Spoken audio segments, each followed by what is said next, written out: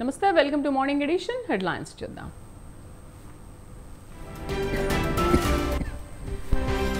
ఆరో విడత సార్వత్రిక ఎన్నికల పోలింగ్. 8 రాష్ట్రాల్లో 58 లోక్సభ స్థానాలకు పోలింగ్.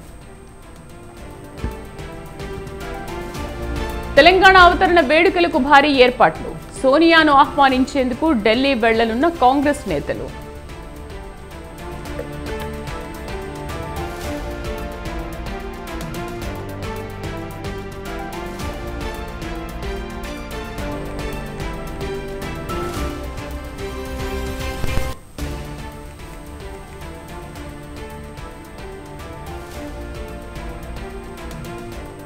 నంద్యాలలో అల్లు అర్జున్ పర్యటన ఎఫెక్ట్.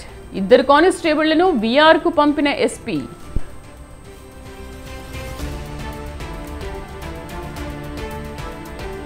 తూర్పు బంగాళాఖాతంలో నేడు తుపాను.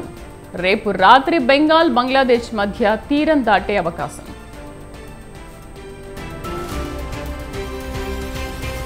చార్ధామ్ యాత్రలో విషాదం. 15 రోజుల్లో 52 మంది మృతి.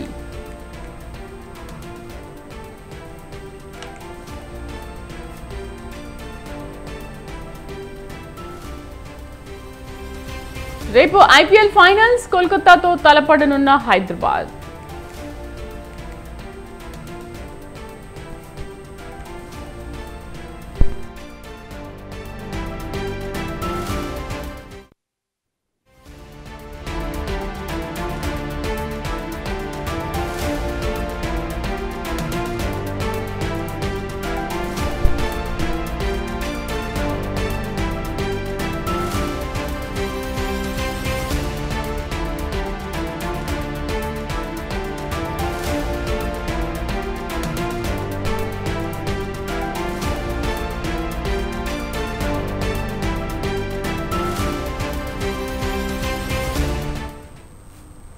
వైసీపీ నంద్యాల ఎమ్మెల్యే అభ్యర్థి శిల్పా రవిచంద్ర కిషోర్ కు మద్దతుగా నంద్యాలలో సినీ హీరో అల్లు అర్జున్ ప్రచారం చేసిన ఉదంతంలో 2 కానిస్టేబుళ్లపై పోలీసు ఉన్నతాధికారులు వేటు వేశారు. కేంద్ర ఎన్నికల సంఘం ఆదేశాల మేరకు నాటి ఘటనలకు నంద్యాల 2వ పట్టణ ఎస్బీ కానిస్టేబుల్ నాయక్, తాలూకా ఎస్బీ కానిస్టేబుల్ నాగరాజులను విఆర్ కు పంపించారు.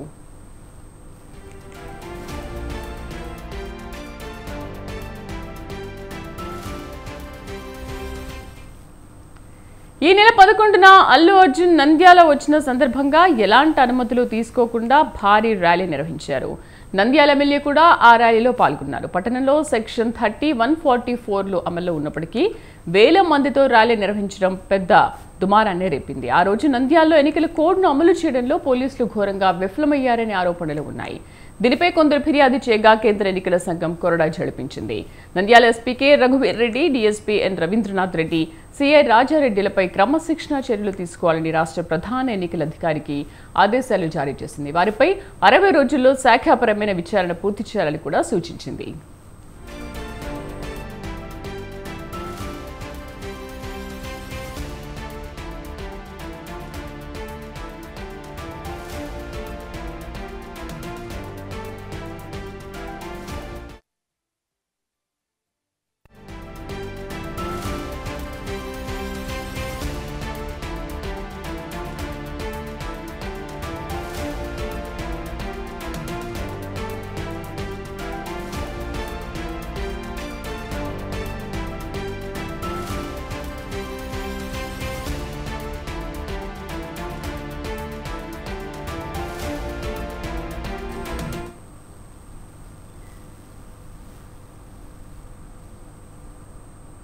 దేశవ్యాప్తంగా 6వ విడత పోలింగ్ కొనసాగుతోంది. 6వ దశ ఎన్నికల్లో 8 రాష్ట్రాల్లో 58 సీట్లకు ఎన్నికలు జరుగుతున్నాయి. 6వ విడతలో భాగంగా 6 రాష్ట్రాలు, 2 కేంద్రపాలిత ప్రాంతాల్లోని 58 లోక్సభ స్థానాలకు ఎన్నికలు జరుగుతున్నాయి.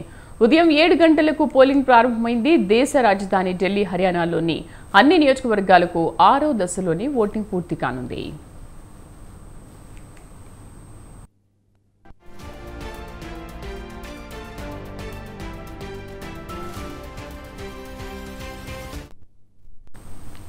విదేశాంగ మంత్రి డాక్టర్ ఎస్ జయశంకర్ ఓటు హక్కును వినియోగించుకున్నారు. ఢిల్లీలోని ఓ పోలింగ్ కేంద్రంలో ఓటు వేశారు. హర్యానా ముఖ్యమంత్రి నయాబ్ సింగ్ సైని ఓటు హక్కును వినియోగించుకున్నారు. మిర్జాపూర్ గ్రామంలో ఓటు వేశారు. ఢిల్లీలోని ఓ పోలింగ్ బూత్ లో కేంద్ర మంత్రి హర్దీప్ సింగ్ పూరి దంపతులు ఓటు హక్కు వినియోగించుకున్నారు.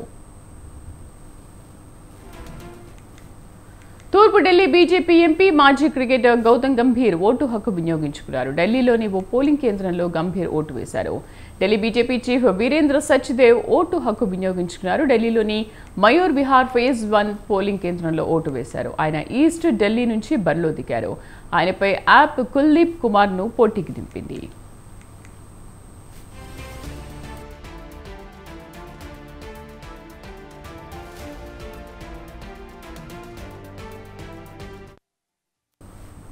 న్యూఢిల్లీ బీజేపీ అభ్యర్థి బాన్సూరి స్వరాజ్ ఓటు వేశారు. ఢిల్లీలోని ఓ పోలింగ్ కేంద్రంలో ఓటు హక్కును వినియోగించుకున్నారు. ఆమె యాప్ అభ్యర్థి సోమనాథ్ భారతిపై తలపడుతున్నారు.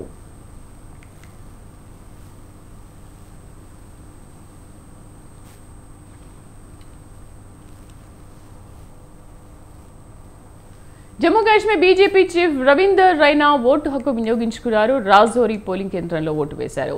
అనంతనాగ్ రాజౌరి స్థానంలో జమ్మూ కాశ్మీర్ నేషనల్ కాన్ఫరెన్స్ తరఫున మియాన్ అల్తాఫ్ అహ్మద్ పోటీలో ఉన్నారు. పీడీపీ నుంచి మెహబూబా ముఫ్తీ పోటీ చేస్తున్నారు. ఇక ఆరో విడతలో పెద్ద ఎత్తున ప్రజలు ఓటు వేయాలని ప్రధాని మోదీ కోరారు. ప్రతి ఓటు చాలా ముఖ్యమైనది, మీ ఓటు కూడా కీలకమైందని చెప్పారు. ప్రజలు ఎన్నికల ప్రక్రియలో పాల్గొనడం ప్రజాస్వామ్యానికి ఎంతో అవసరమని మోదీ తెలిపారు. మహిళలు, యువత పెద్ద సంఖ్యలో తరలివచ్చి ఓటు వేయాలని ప్రధాని మోదీ పిలుపునిచ్చారు.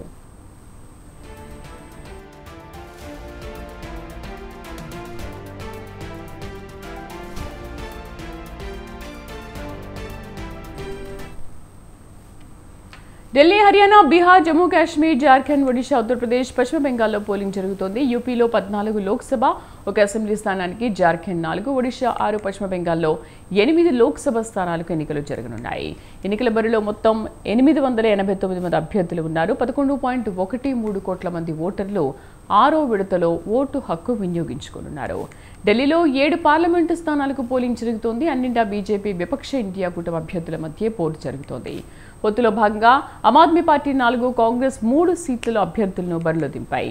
బీజేపీ అభ్యర్థులకు వారు గట్టి సవాల్ విసురుతున్నారు. ఢిల్లీలో ఎన్నికల విధుల్లో 33,000 మంది పోలీసులు విధులు నిర్వహించనున్నారు. సమస్యాత్మక ప్రాంతాల్లో డ్రోన్లతో నిఘా ఏర్పాటు చేశారు. ఎండల దృష్ట్యా ఢిల్లీలో ప్రత్యేక ఏర్పాట్లు చేసింది ఎన్నికల సంఘం.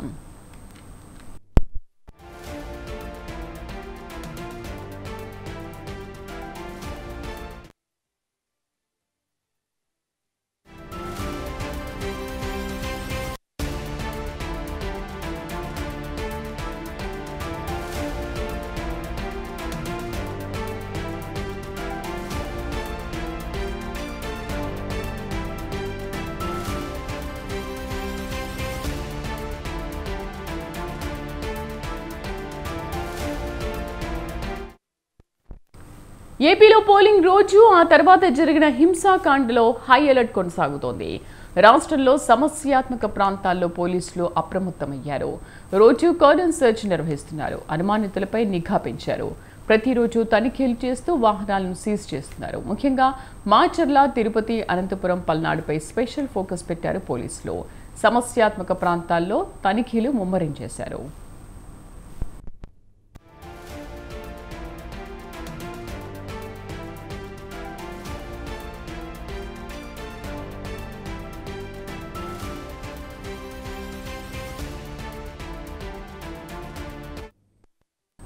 ఏపీ వ్యాప్తంగా 469 సమస్యాత్మక ప్రాంతాలను గుర్తించారు. గత 3 రోజులుగా 276 ప్రదేశాల్లో తనిఖీలు చేశారు.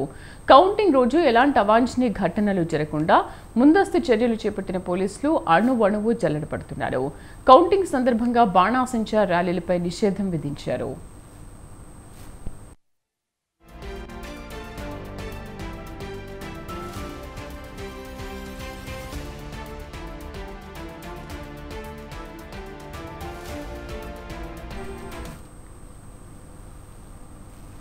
తెలంగాణ శాసనసభ ఎన్నికల్లో ఎదురైన పరాజయాన్ని పట్టభద్రుల ఎమ్మెల్సీ ఉప ఎన్నిక విజయంతో మర్చిపోవాలని బీఆర్ఎస్ భావిస్తోందా అంటే అవుననే సమాధానం వినిపిస్తోంది. లోక్సభ ఎన్నికల పోలింగ్ కూడా పూర్తి కావడంతో ఇప్పుడు గులాబీ party Warangal, Nalgonda, Khammam graduate MLC ఉప ఎన్నికపైనే పూర్తిగా దృష్టి సారించింది. ఎక్కడికక్కడ పార్టీ నేతల్ని మోహరిస్తూ సిట్టింగ్ స్థానాన్ని మరోసారి నిలబెట్టుకునేందుకు కృషి చేస్తోంది. మరి కారు పార్టీ ఆశలు నెరవేరేనా, పట్టభద్రుల ఎమ్మెల్సీ స్థానం దక్కేనా? ఇప్పుడు దీనిపైనే చర్చ అంతా.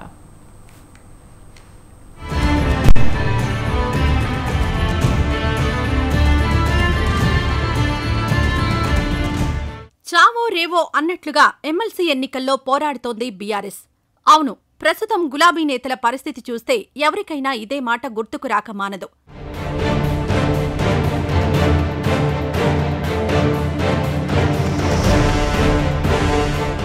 తెలంగాణలో లోక్సభ ఎన్నికల పోలింగ్ మే 13న ముగిసింది. దీంతో కారు పార్టీ అధినేతల చూపు వరంగల్, నల్గొండ, ఖమ్మం పట్టభద్రుల ఎమ్మెల్సీ ఉప ఎన్నికపైనే నెలకొంది. పైగా ఇది గులాబీ పార్టీకి సిట్టింగ్ స్థానం కావడంతో ఎట్టి పరిస్థితుల్లోనూ గెలిచి తీరాలని సర్వశక్తులు ఒడ్డుతోంది BRS. Party working president KTR, trouble షూటర్గా పేరు తెచ్చుకున్న హరీష్ రావు, ఇతర సీనియర్లంతా గ్రాడ్యుయేట్ ఉప ఎన్నిక జరిగే జిల్లాల్లో మోహరించారు. దీంతో ఇప్పుడు అందరూ గులాబీ పార్టీ వ్యూహంపైనే చర్చించుకుంటున్నారు.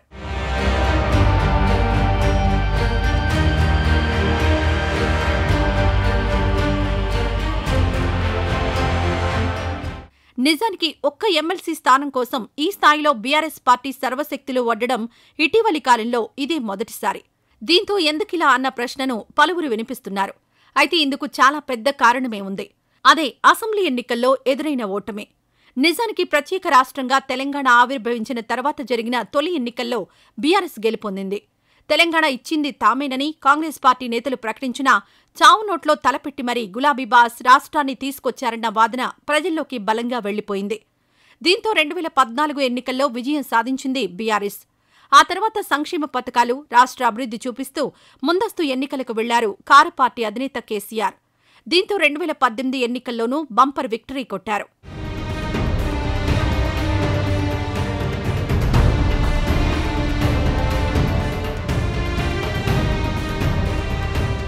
అదే సమయంలో రాష్ట్రంలో ప్రతిపక్షాల్ని కోలుకోలేని విధంగా దెబ్బకొట్టారు. ఆపరేషన్ ఆకర్ష్ ప్రారంభించారు కేసీఆర్. టీడీపీ, కాంగ్రెస్, బీజేపీ నుంచి నేతల్ని తమ పార్టీలోకి వచ్చేలా చేశారు. దీంతో విపక్షాలు ఉక్కిరిబిక్కిరయ్యాయి.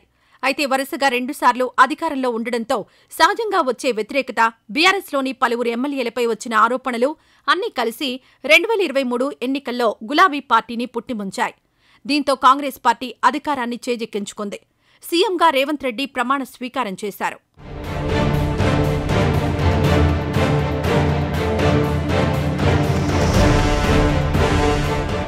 ఇక్కడ్నుంచే కథ అంతా మారింది.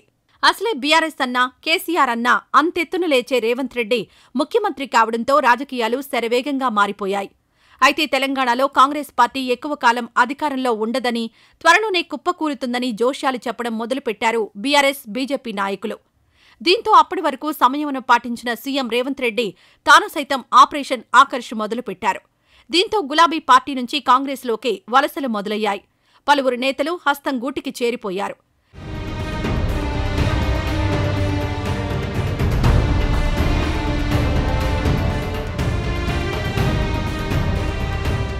ఇలాంటి పరిస్థితుల నేపథ్యంలోనే లోక్సభ ఎన్నికలొచ్చాయి.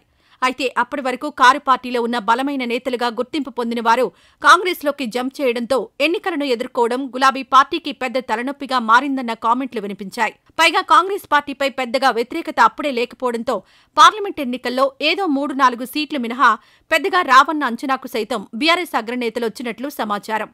దీంతో ఇప్పుడు స్థానికంగా రాష్ట్ర అంశాలపై ఆధారపడి జరిగే పట్టభద్రుల ఎమ్మెల్సీ ఉప ఎన్నికపై పడింది.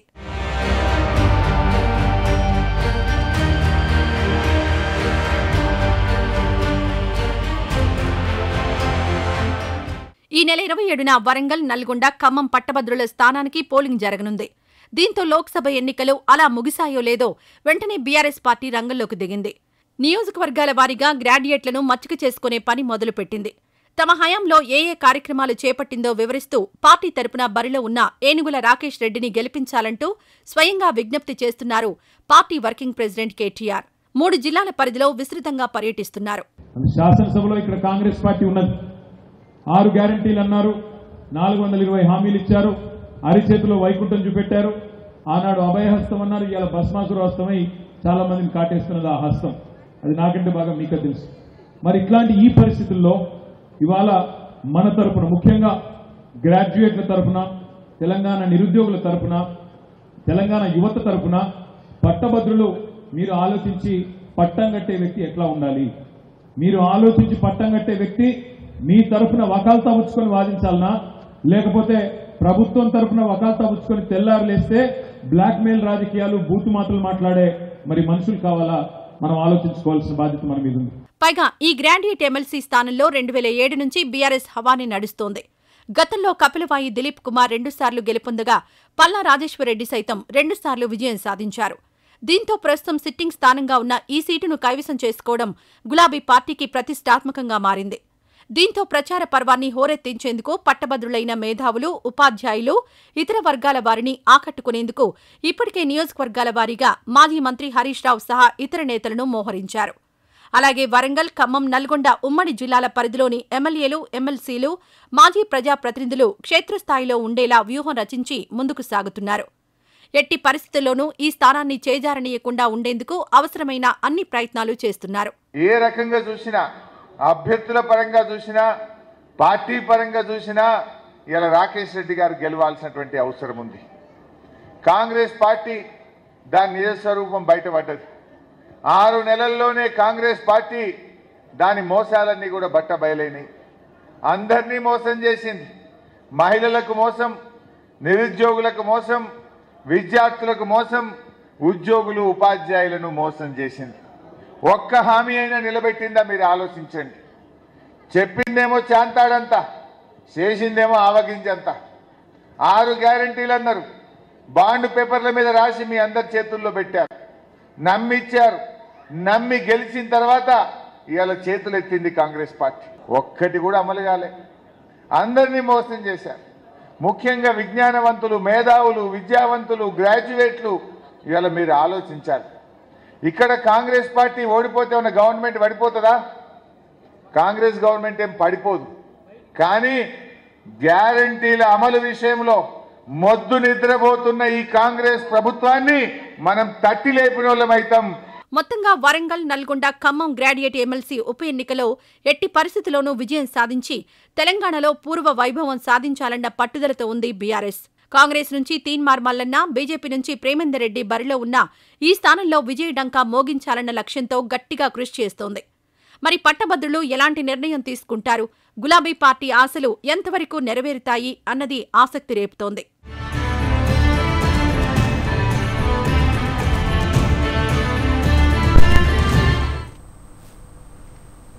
యాసంగి ధాన్యం కొనుగోలు ప్రారంభమైనప్పటి నుంచి ప్రతిపక్షాల ప్రధాన ఎజెండాగా సాగిన ధాన్యం సేకరణ ఎక్కడిదాకా వచ్చింది? తడిసిన ధాన్యం కొనలేదని ఒకరు, తాలు తరుగు పేరుతో రైతులకు అన్యాయం చేస్తున్నారని మరొక పార్టీ ఆరోపణలు చేసింది. ఇక సివిల్ సప్లైస్ కమిషనర్ చౌహాన్ టార్గెట్గా బీజేపీ నాయకులు విమర్శలు చేశారు.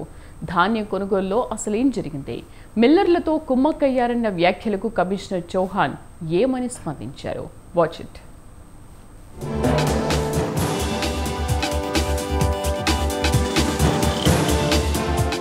గత ఏడాదితో పోలిస్తే ఈసారి యాసంగి ధాన్యం కొనుగోలు వారం ముందు నుంచే మొదలైంది. నిల్వ ఉంచడం, వర్షం ఇబ్బందులను దృష్టిలో పెట్టుకుని రాష్ట్ర వ్యాప్తంగా 7,172 కొనుగోలు కేంద్రాలను డిపార్ట్మెంటు ఏర్పాటు చేసింది. ప్రతి ఏడాది రైతులు, వ్యాపారులకు మధ్య వచ్చే ఉండే తాలు, తరుగు వివాదాలను రాకుండా సివిల్ సప్లైస్ జాగ్రత్త పడింది. తాలు, తరుగు విషయంలో రైతులను ఇబ్బందులు పెట్టొద్దని, తేమ విషయంలో రైతులకు సహాయపడాలని కమిషనర్ చౌహాన్ అధికారులకు ఆదేశాలిచ్చారు. ఇక రాష్ట్ర వ్యాప్తంగా ఇప్పటి వరకు 39,51,000 మెట్రిక్ టన్నుల ధాన్యాన్ని సేకరించింది. 2022-23 యాసంగి ధాన్యం సేకరణలో 42% రైతులకు డబ్బులు ఇస్తే ఈసారి 83%గా ఇప్పటి వరకు 7,043 కోట్ల డబ్బులను రైతుల ఖాతాలో జమ చేశామని కమిషనర్ తెలిపారు. పీపీసీ సెంటర్లో వస్తే సరే, ఎంఎస్పీ పైన బయట వెళ్ళిపోతుంది, దాని గురించి చెప్పలేము. పీపీసీ సెంటర్లో వస్తే ఎవ్వరికి కూడా వాపస్ చేయము, క్లీన్ చేస్తాము. ఏమన్నా చేయాలంటే మేము చేస్తాం. బట్ తడిచిన ములుకలు వచ్చిన that will be born by the state government. రైతులకి మాత్రం నష్టం జరగకుండా ఎంఎస్పీ ఇవ్వడానికి రాష్ట్ర ప్రభుత్వం మనము సిద్ధపడి ఉన్నాము. నేను మిల్స్కి వార్నింగ్ ఇచ్చాం, మీరు కట్ చేస్తే అది నేను పోయేటప్పుడు ట్రక్ సీట్ చేస్తాను, చెక్ చేస్తాను. మీ అసలు నిజం చెప్పాలంటే మొన్న మీటింగ్ పిలిచాం, మిల్లర్ బాధపడుతున్నారు సార్, అంతకుముందు అది ఉండే, ఇప్పుడు మీరు బాగా టైట్ చేస్తున్నారు. ఎవరి కోసం చేస్తున్నాం? సో ఫ్యాక్ట్ మనం మాట్లాడాలి. సివిల్ సప్లైస్ డిపార్ట్మెంట్ కి సంబంధించిన 6,000 కోట్ల లోన్ అమౌంట్ ను తగ్గించడం, 668 కోట్ల మిల్లర్ల పెండింగ్ బకాయిలను వసూలు చేసి చౌహాన్ తన మార్కును చాటాడు. డబ్బులు తీసుకుని ధాన్యాన్ని ఇవ్వని మిల్లర్ల మీద 40కి పైగా క్రిమినల్ కేసులు, జైలుకు పంపించడం లాంటి ఘటనలతో మిల్లర్లలో క్రమశిక్షణ తీసుకొచ్చే ప్రయత్నం చేశారు. ఇవన్నీ ఒకవైపు అయితే మిల్లర్లతో కుమ్మక్కై అవినీతికి పాల్పడ్డారంటూ సివిల్ సప్లైస్ డిపార్ట్మెంట్తో పాటు కమిషనర్ చౌహాన్పై బీజేపీ నాయకులు తీవ్ర ఆరోపణలు చేశారు. రాజకీయ ఆరోపణల మీద కమిషనర్ చౌహాన్ ఘాటుగా స్పందించారు. ధాన్యం సేకరణలో రైతులకు ఇబ్బందులు రాకుండా అధికారులందరూ గ్రౌండ్ లెవెల్లో పనిచేశారని, డిపార్ట్మెంట్ స్థాయి దిగజార్చేలా మాట్లాడడం కరెక్ట్ కాదని కమిషనర్ సూచించారు. మరోసారి తప్పుడు ఆరోపణలు చేస్తే చట్టం ప్రకారం ముందుకు వెళ్తామని కమిషనర్ హెచ్చరించారు. రూమర్స్ వలన చాలా వాళ్ళకి నష్టం జరుగుతాయి. సో రూమర్స్ అరే అక్కడ జరగట్లేదు అని చెప్తే ఆ పూర్ ఫార్మర్ పాపం అక్కడ ఉండిపోతారు. We don't want that. మనకు ఎవరితోని అది లేదు, మనిషితో ఏం లేదు. బట్ ఫార్మర్స్ ని భయప్రాంతంలో పెట్టించి వారికి నష్టం చేస్తే సహించేది లేదు. నంబర్ 2, ఆధారం లేని అనవసరం వార్త వస్తే మేము చూస్తే ఊరుకోము. చట్టం ఉంది, చట్ట ప్రకారంగా law will take its own course. దేశానికి అన్నం పెట్టే రైతన్న పండించిన పంటకు మద్దతు ధర చెల్లించినప్పుడే రైతులు ఆనందంగా ఉంటారు.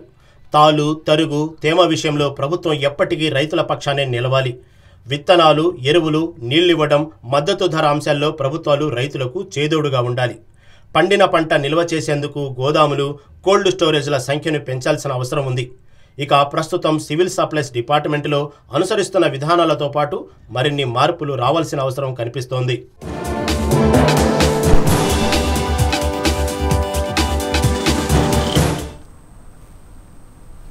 అవయవ దానం చేయండి, నిండు ప్రాణాన్ని నిలపండి. ఇది మన నిత్యం చూసే ఉదాత్త ప్రకటన. అయితే భాగ్యనగరంలో ఓ వైద్యుడు ఈ సీన్ను పూర్తి రివర్స్ చేశాడు. వైద్య వృత్తికే కళంకం తీసుకొచ్చారు. ఎంతో కొంత క్యాష్ ఇచ్చేసి అవయవం దోచేసుకోవడం ఈ ప్రభుత్వుడి నైజం. సూత్రధారి వైద్యుడైనా మరికొందరు పాత్రధారులు ఇందులో ఉన్నారు. ఈ దందాలో ఓ యువకుడు ప్రాణం కోల్పోవడంతో పోలీసులు తీగలాగారు. డొంకంతా కదిలింది. హైదరాబాద్ టు ఇరాన్ వయా కేరళగా యథేచ్ఛగా సాగుతున్న ఈ కిడ్నీ మాఫియాపై స్వతంత్ర టీవీ స్పెషల్ ఫోకస్.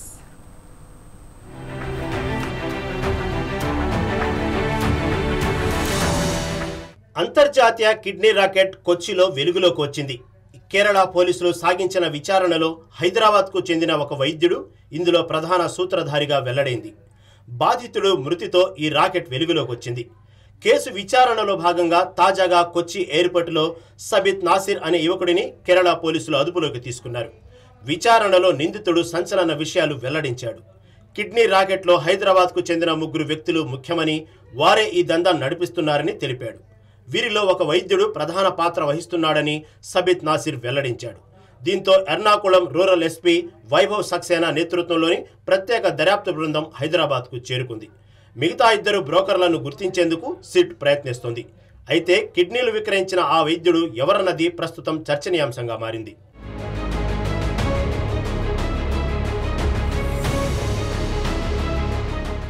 అంతర్జాతీయ కిడ్నీ రాకెట్లో హైదరాబాద్కు చెందిన డాక్టర్ ప్రధాన సూత్రధారి అని నిందితుడు ఇచ్చిన స్టేట్మెంట్ కీలకంగా మారింది.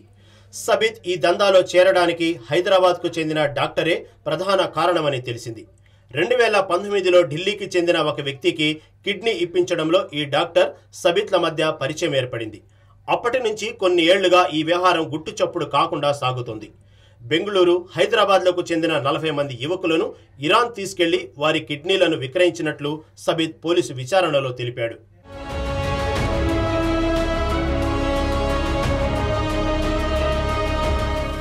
కర్ణాటక, తెలంగాణలకు చెందిన పేద యువకులను ఈ ముఠా టార్గెట్ చేయడం మొదలుపెట్టింది. తొలుత ఇరాన్ తీసుకెళ్లి అక్కడ కిడ్నీల విక్రయం సాగిస్తున్నట్లు వెల్లడైంది. బాధితుల రవాణాకు దళారులే పాస్పోర్టు వీసాలను సమకూర్చేవారు. రక్త సంబంధికులు కానివారు అవయదానం చేయడానికి ఇరాన్లో అనుమతి ఉంది. ఆ దేశంలో 1988లో దీనిని చట్టపరం చేశారు. అక్కడ చట్టపర అనుమతి ఉండటంతో బాధితులను అక్కడకు తీసుకెళ్లినట్టు విచారణలో తేలింది. ఈ దందా ఎలా సాగించేవారంటే తొలుత డోనర్స్ కిడ్నీ ఎవరికి సరిపోతుందో నిర్ధారణ చేసేవారు. అనంతరం ఆసుపత్రిలో శస్త్రచికిత్స చేపట్టేవారు. తదనంతరం కిడ్నీ ఇచ్చిన వ్యక్తిని 20 రోజుల పాటు ఓ అపార్ట్మెంట్లో ఉంచేవారు. డోనర్ కొద్దిగా కోలుకున్న తర్వాత ఇండియా తీసుకొస్తారు. ముందుగా ఒక్కో కిడ్నీకి 20 లక్షల రూపాయల వరకు ఇస్తామని ఆశ చూపేవారు. తర్వాత తీరిగ్గా అన్ని లెక్కలు చూపించి బాధితుల చేతిలో 6 లక్షల రూపాయలు పెట్టి చేతులు దులుపుకునేవారు.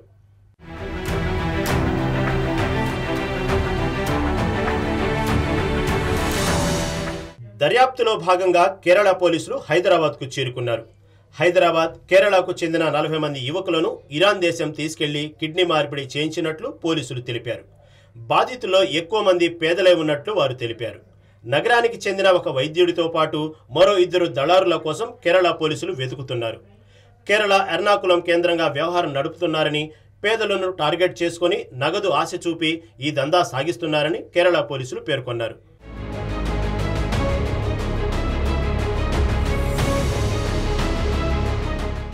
అమాయక ప్రజల జీవితాలతో చెలగాటమాడుతూ నిరుపేదల కిడ్నీలను దోచుకుంటూ అవయచోరీ నేరాలకు పాల్పడుతున్న సంఘ విద్రోహ శక్తులపై కఠిన చర్యలు తీసుకోవాలని, ఈ పరిణామాలు పునరావృతం కాకుండా చూడాలని ప్రజలు కోరుతున్నారు.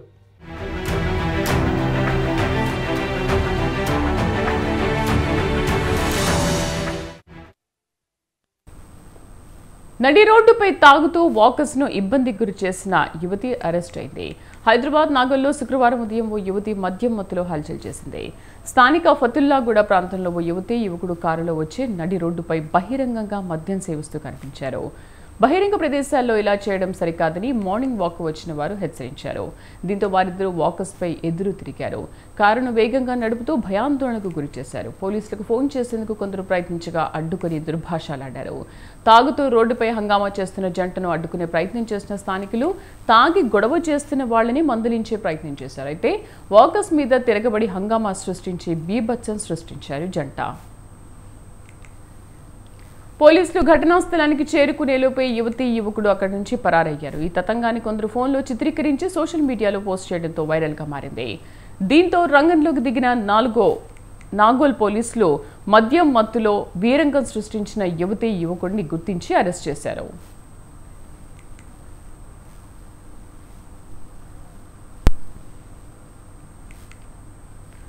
కలియుగ వైకుంఠం తిరుమలలో భక్తుల రద్దీ కొనసాగుతోంది. తిరుమల వైకుంఠం క్యూ కాంప్లెక్స్లోని కంపార్ట్మెంట్లన్నీ నిండిపోయి వెలుపల క్యూ లైన్లో వేచి ఉన్నారు శ్రీవారి భక్తులు. టోకెన్లు లేని భక్తులకు శ్రీవారి సర్వదర్శనం కోసం 24 గంటల సమయం పడుతుంది. శ్రీనివాసుని సర్వదర్శనం కోసం కంపార్ట్మెంట్లు అన్నీ నిండిపోయాయి. వైకుంఠం క్యూ కాంప్లెక్స్లోని కంపార్ట్మెంట్లన్నీ నిండిపోయి వెలుపల క్యూ లైన్లో వేచి ఉన్నారు భక్తులు. నిన్న 70,668 మంది భక్తులు స్వామివారిని దర్శించుకున్నారు. 38,036 మంది తలనీలాలు సమర్పించారు. నిన్న శ్రీవారి హుండీ 3.64 కోట్ల ఆదాయం వచ్చిందని టీటీడీ వెల్లడించింది.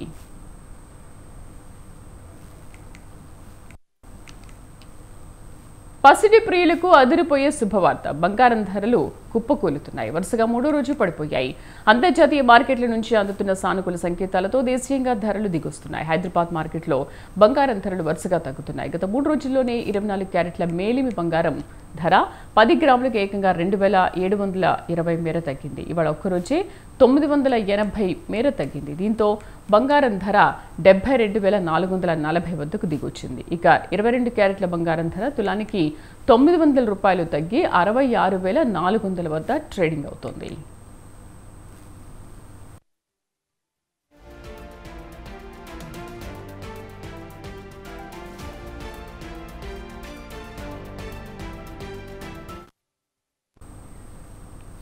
ఈ బులెటిన్ విశేషాలు మరిన్ని అప్డేట్స్తో మరో బులెటిన్లో మళ్ళీ కలుద్దాం. Stay with us.